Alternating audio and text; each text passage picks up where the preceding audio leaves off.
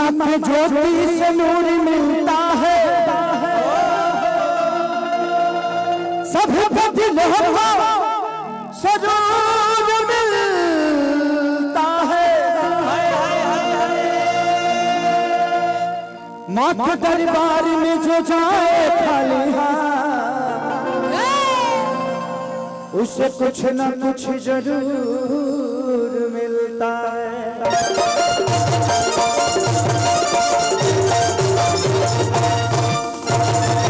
प्रेम से बोल सच्चे दरबार की आई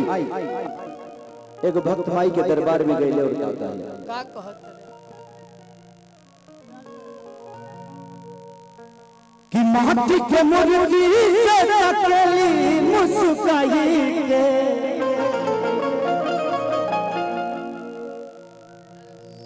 अगर वालों के माई से में कितना लोग माई से प्यार कर लाता नहीं हाथ उठाओ था के वाह वाह कितना लोग मेहरारू से करेला देख अपना मेहरारू से दूसरा के मेहरारू से ना अच्छा हनियो आवे के परी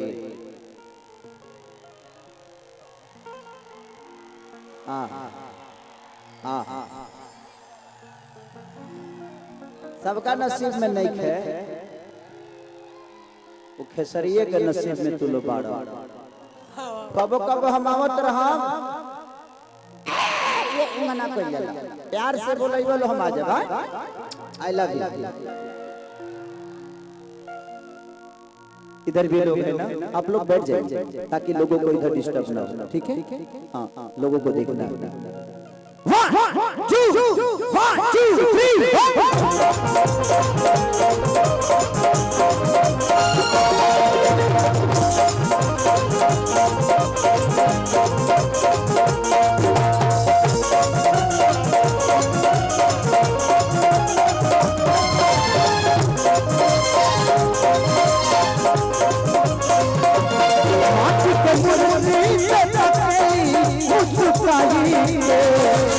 माटी के मुर्गी से अकेली मुस्काई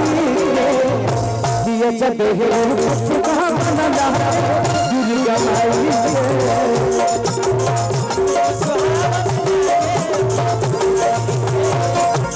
माटी के मुर्गी से अकेली मुस्काई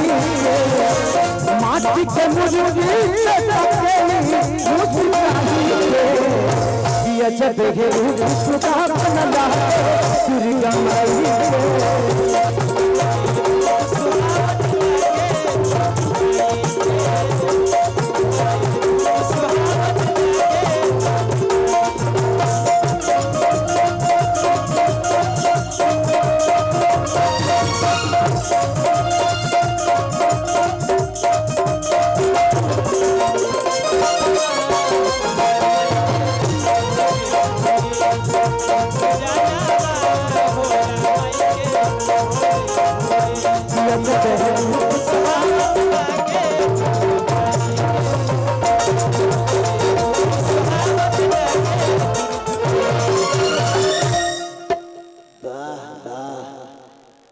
ये जितने भी कैमरे लगे हैं सब यूट्यूब वाले भाई हैं।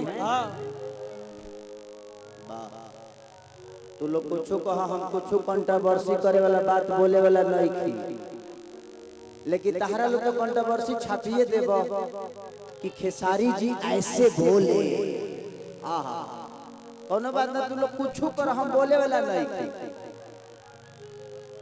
आई लव यू फोर तू इन्हें आई लव यू बोलता रहता तेरा मौगी के दोसर को न बोल के निकल जाई। तो ध्यान से मेहरारू को आई लव यू बोलत रहिए कबो कबो कि यहाँ की खाती यहाँ की बाड़ी अरे पानी खाती पानी कि जैसे चाहे वैसे अरे मेरे माता रानी कि यहाँ की खाती पानी पानी जो जैसे चाहे वैसे मेरे माता रानी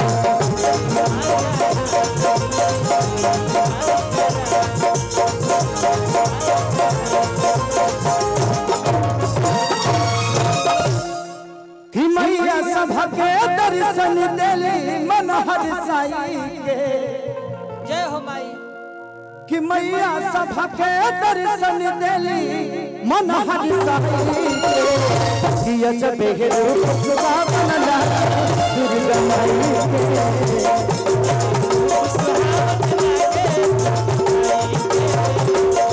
तो कल यार दुगो रुपयो कमाए दलो खाली तरह लगा बजावला से जियब हम हां पैसा इल्बा Jharkhandi event show and Palamu proprietor गायक गीतकार जी के झारखंडी जी चली भाई की तरफ से बहुत पुरस्कार माई सरस्वती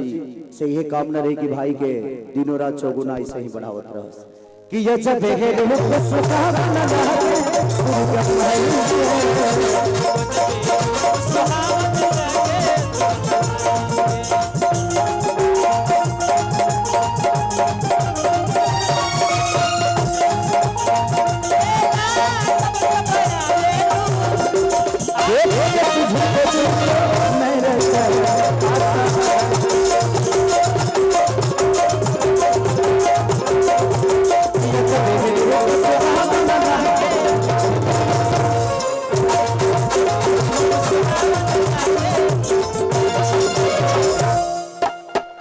जब से बैठली मैया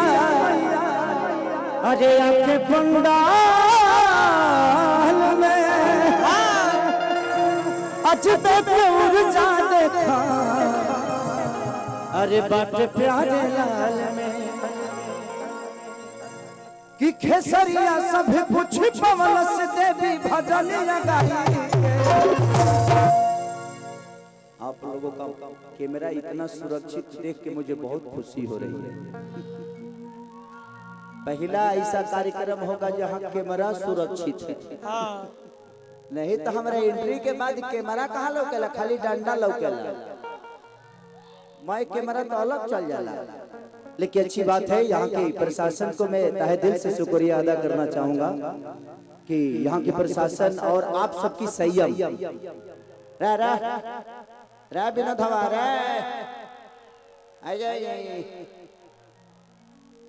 मार ले बड़ी इसका रे बाबू बिहार में मत जाई हम मार के न तो महाराज जी को बस देवी भजन लगाई तो ये जब सुहावना